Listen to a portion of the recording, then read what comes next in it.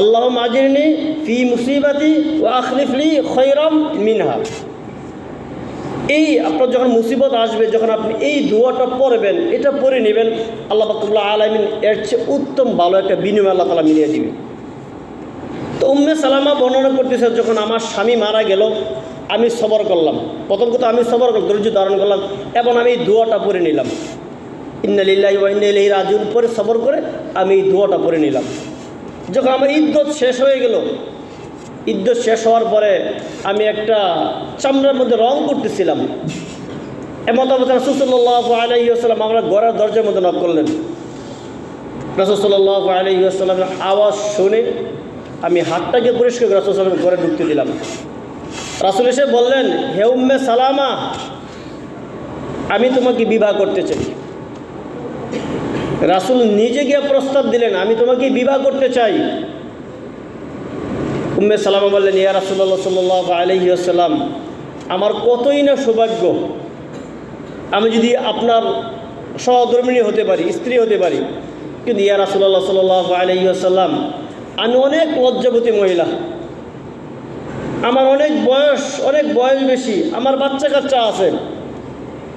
রাসূল বললেন, উম্মে সালামা, লজ্জা এগুলি ব্যাপার না, এগুলি শেষ হয়ে যাবে। তারপর বললেন, তোমার বয়স বেশি, আমার তো বয়স কম হয়নি। তারপরে তোমার বাচ্চা আছে, তোমার বাচ্চা মানে আমার বাচ্চা, তোমার বাচ্চার দায়িত্ব আমি নিতে চাই। তখন উম্মে সালামা রাজি হয়ে গেলেন।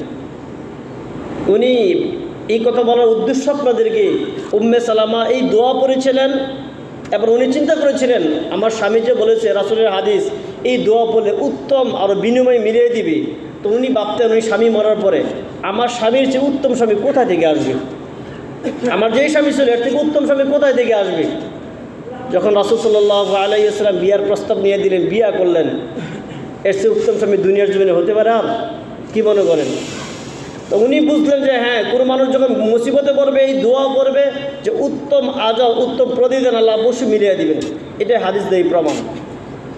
যখন আপনাদের কোনো বালা মুসিবত আসবে ভাই, বালা মুসিবত আসার সাথে সাথে আপনারা তো ভাই শিখবেন না, মুখস্থ করবেন না।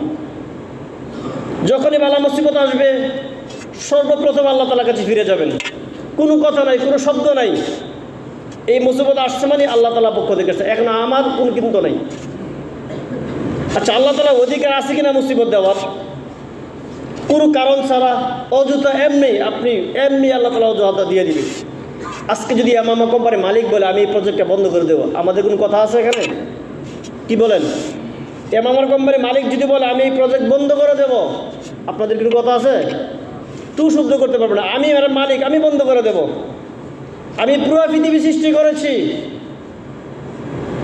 আমি মন চাইলে আমি এখানে আমি অসুস্থতা দিব, মন চাইলে আমি এটা করবো। আমার আপনার কোনো কিলোকাল নেই, এখানে কোনো শব্দ নেই, টু শব্দ নেই।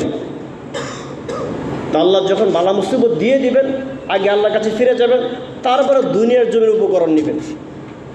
আল্লাহ পাক রব্বুল আলামিন আমাদের সকলকে তৌফিক দান করে, সকলে বলে আমিন।